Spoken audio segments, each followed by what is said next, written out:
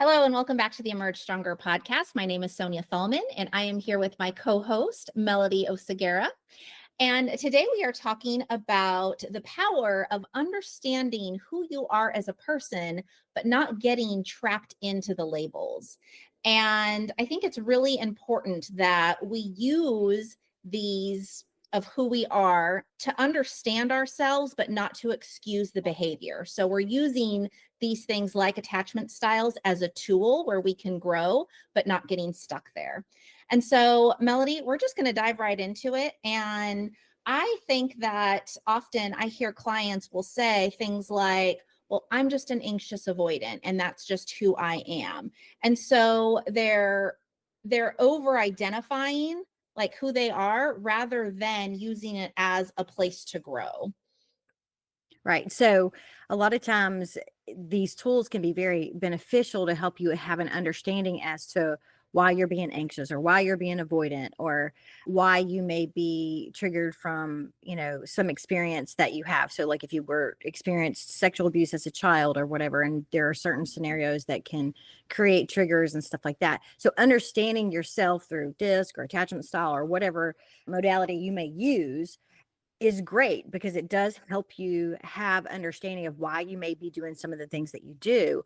But as a coach, we want you to move beyond that, right? We don't want you to stay in that position because even though you may be working on yourself, sometimes we will use those things as crutches. So like, for example, I'm a high C personality, and there are pros and cons to somebody that's a high C personality. And I can't just keep defaulting and saying, oh, well, I'm a C, and so that's why I'm so anal. Well, if I'm thwarting the process because I have analysis paralysis, right?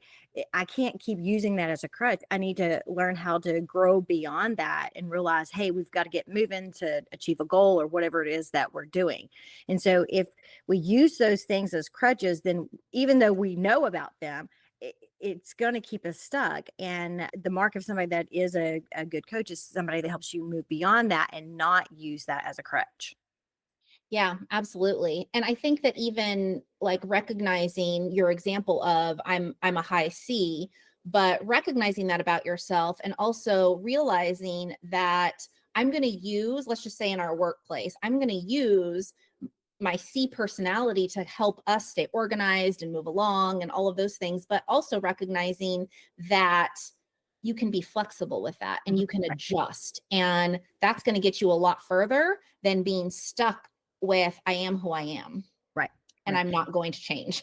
Yeah. That's really one of the things, probably one of my pet peeves when people just say, this is just who I am, and really what that does is give you an excuse not to, like you said, grow beyond whatever that is. And every person has their strengths and their weaknesses and all of that. It's great to know what those weaknesses are, but we don't want to allow that to, keep us stuck in that rut.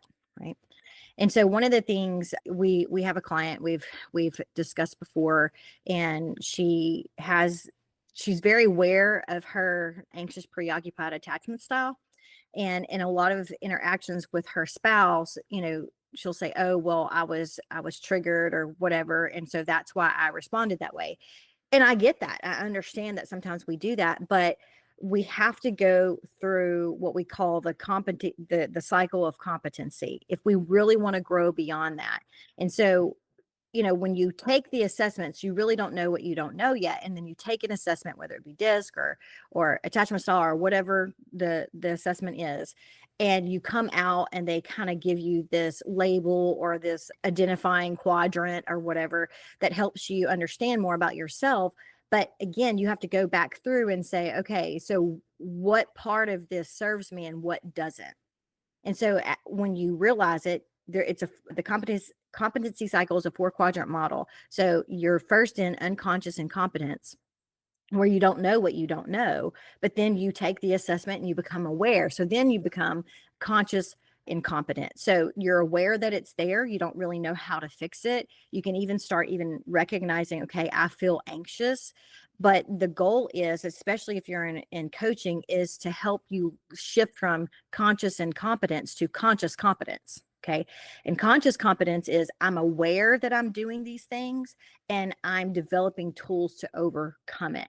And a Mhm. lot of times we will stay in that quadrant, So for me, I can tell you, like, I know that I'm a C and I want to press into the strengths of a C, but I also don't want the over analytical, slowing down the process because I have to dot all the I's and cross all the T's, and I'm not against doing, dotting all the I and crossing all the T's, but sometimes that can slow down the process of whatever goal. And so what I have to do is apply tools and have insight from other people, Yeah. right? Looking at a situation. If I want to talk about fearful avoidance, I have in the past taken assessments and I am a fearful avoidant on the attachment style.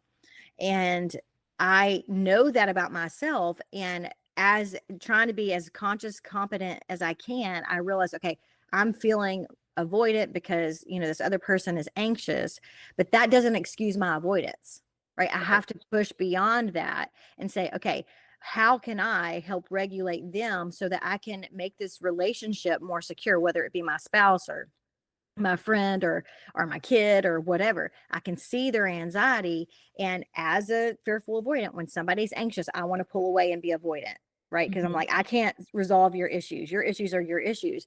But what I actually need to do is kind of push into that and be like, okay, they're anxious. Why are they anxious? Is there something that I'm doing? And there is. It's the avoidance, right? The more avoidant I become, that triggers somebody that's anxious, and so they become more anxious and want to talk it out or whatever. Okay, so what I need to do is actually push into that. So I become consciously competent by exercising tools and understanding. But the goal is actually to shift into unconscious competence where it just becomes a second nature. And I think you really do that through taking steps to heal and all of that. So you just shift back and forth between conscious competence and or conscious incompetence and conscious competence. Mhm. And because you're using that I'm an avoidant or I'm an anxious or I'm a this or I'm a that as a crutch. And really what you want to do is apply the tools enough that you shift into unconscious competence, which means it becomes second nature.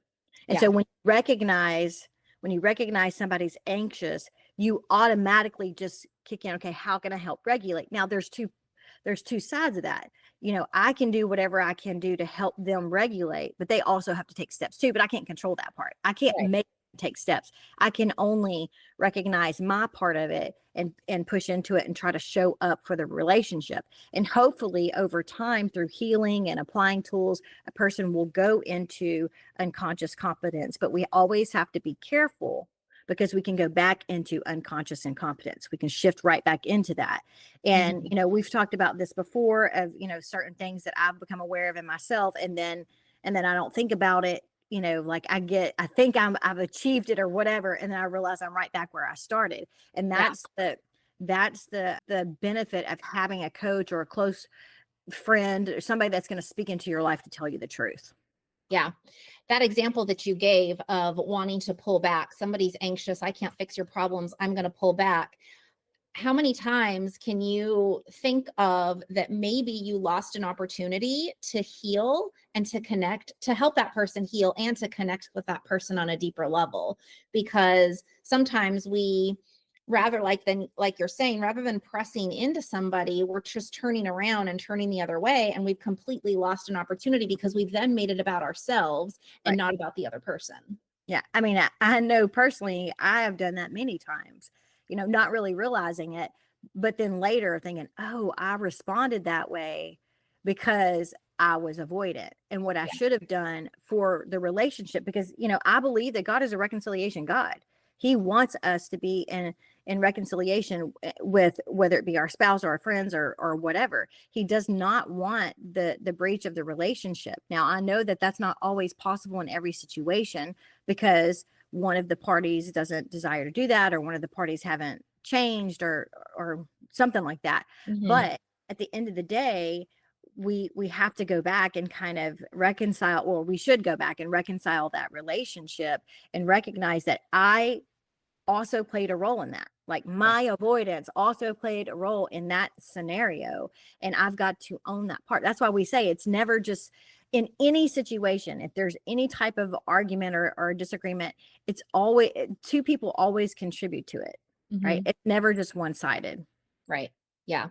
And that last piece that you just said about owning your part, and I think that some people, and I think that's a whole different conversation that we can have, or that maybe I feel like we've talked about before, but just owning your part and being accountable, and how much growth that shows, not only for yourself, but for the other person, that you're Mhm, able to say, I recognize that I was avoidant, or I mhm, recognize that I responded in a certain way, or that I had a tone. But mhm. just taking accountability and owning your part is so important for connection with others. Okay. So what do you think if you own your part and the other person doesn't? What do you think that you do at that point? I mean,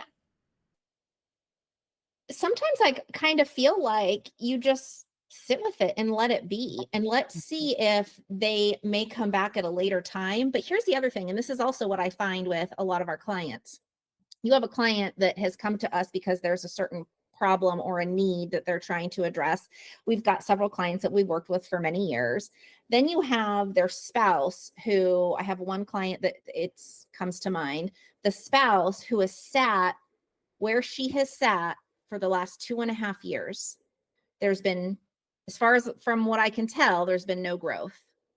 And so you've got somebody that's grown tremendously and somebody that's stayed, let's just say 10 steps behind. That person isn't going to be ready to hear anything that you have to say. And so that's why you have to sit with it. Mhm, Trying to continue to press into it and repeat yourself and tell them over and over and over again probably isn't going to change them. mhm, They have to get they have to change on their own. And so if you're, and I've seen this, my client has completely held himself accountable and has, said, Sonia, these are all of the things I did wrong. I wish that I wouldn't have done these things, but I'm holding myself accountable. I'm telling you, this is what I did. It was wrong, blah, blah, blah. And then, but the other person isn't there yet, isn't there to hold themselves accountable. They're still in the blame game, pointing the finger. And so sometimes the person that has done all the growing will grow very frustrated Hmm. with the other person. And I get that. I Yeah. understand that. But you're going to be far more, you're going to have a far better chance of reconciling that relationship if you offer acceptance. Like you accept Absolutely. that that person is doing this or doing that or not growing or not changing or maybe have negative coping mechanisms or something like that. Whereas if you are doing, like you said, trying to control the situation, trying to convince, that's one of the things that I would try to do is try to convince the other person, that, you have issues too and all that kind of stuff. When in reality, we all know we have issues. We may not want to face them, but we know have issues. But when I just shut up Yeah. and offered acceptance, it doesn't necessarily mean that I have to agree with the behavior. Yeah. Right? I don't have to say, "Hey, good job, keep doing that." That's going to render you something. Of course, if I said that, I'd probably be being sarcastic. But if I'm saying like that's not going to help anything either, so you don't have to endorse the behavior, but you can just accept. And a lot of times, acceptance is demonstrated just by being still, Hmm. right? Listening to what the other person has to say, even saying, I don't agree, but I can understand how you feel that way. Yeah. And so that piece of acceptance can actually create the environment where you build influence with the other person and that kind of pulls them back towards you, right?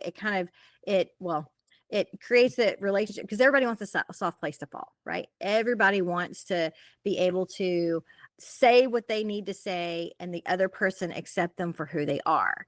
The piece that becomes very that makes them want to be around you. But the other piece is that you should be at the level where you can communicate, hey, that behavior is painful, but you have to wait until that person is ready to hear it. Because Exactly. we all want the safe place, but we all don't necessarily want to hear what role or what negative role we've played in that relationship. Exactly. Well, I want to wrap up the conversation with just kind of a few recaps just for people to take away. And I think one of the things that I wrote down and circled is the whole point of it is to make sure that you're growing. And so understanding who you are, understanding the other person. And like you said, you may not have to like where they're at, but you can accept it and understand it. And then making sure that you're constantly, is this a place of growth?